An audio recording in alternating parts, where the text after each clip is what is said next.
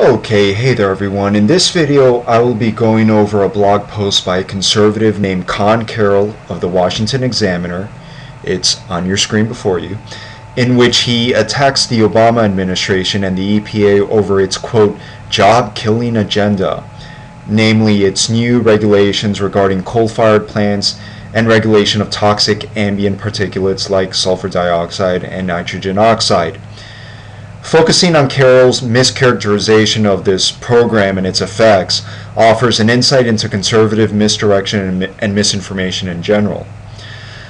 Specifically, Carroll here does this distortion and mischaracterization in two ways.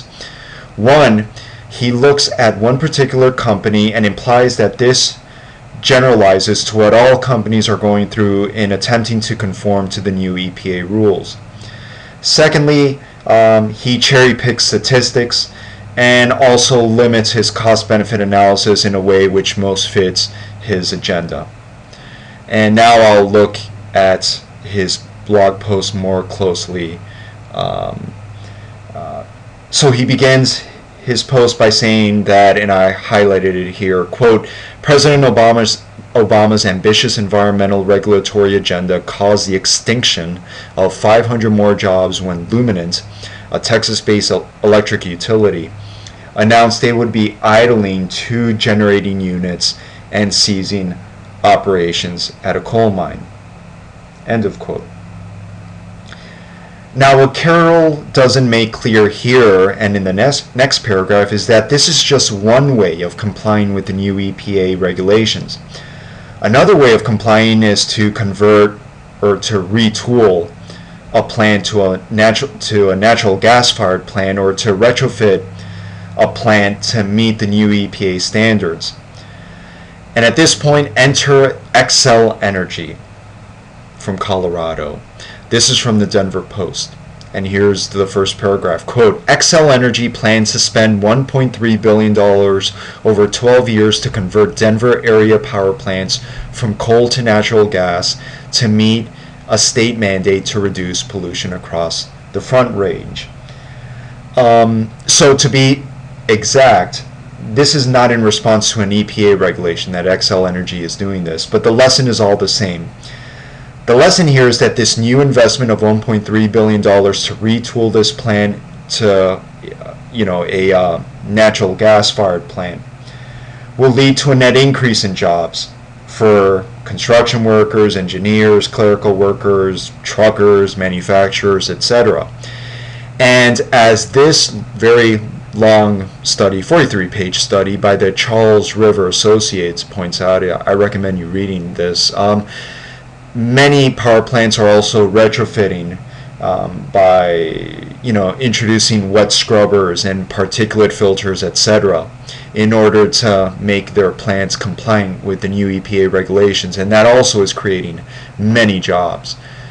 And so if Carroll and other conservatives were more honest, they would point out the potential for job growth as well, which he doesn't do here in his blog post. So continuing, Carroll then talks about the costs when it comes to the ozone regulations and the so-called MACT, sulfur dioxide, nitrous oxide regulations. He talks about the billions in cost. Here I'll highlight it here. He talks about $90 billion in cost, compliance costs, for meeting the ozone regulation, which I don't know where he gets this figure from, because the estimates from the EPA, peer-reviewed, based on scientific studies, is $18 to $25 billion. That $90 billion figure, I believe, comes from corporate lobbyists. It's certainly on the high end, but he doesn't give the entire picture, which is, it's a range there of what the costs are expected to be. But anyways, be that as it may, the point is that he's only looking at the compliance costs. He's not looking at the benefits. And again, according to 1,600 studies and various public fora that the EPA held. Here I'll go to the EPA study. It's estimated that approximately $37 billion in healthcare savings per year from the ozone regulations, which of course Obama is not going to go forward with.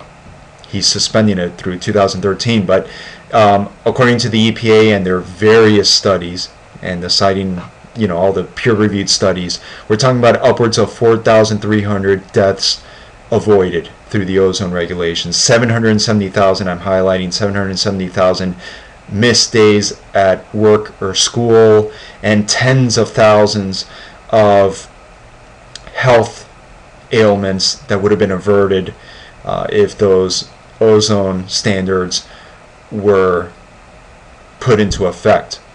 And of course, Carroll doesn't mention that. That's where he doesn't mention the cost-benefit analysis in total. He just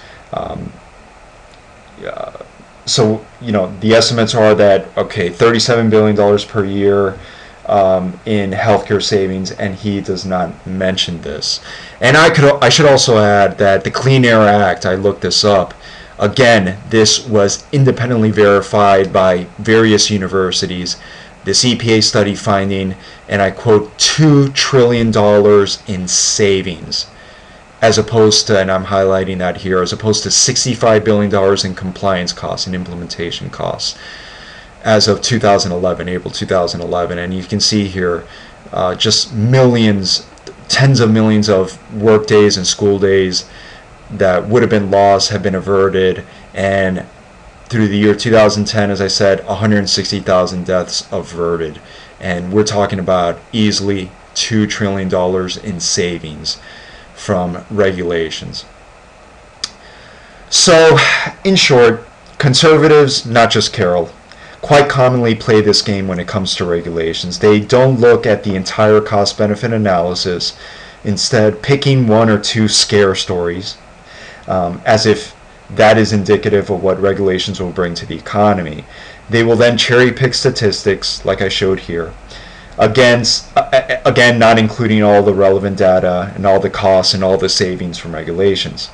And finally, I should have added this from the get-go. If you look at this title, Obama's regulatory assault kills 500 million more jobs. The use of language such as the label job killer to evoke an emotional response serves not to shed light on the topic, but to perhaps provide more heat and not understanding. And so I'll leave it at that, and below I'll link to all the sources that I cited in this video, and I thank you for watching. Bye-bye.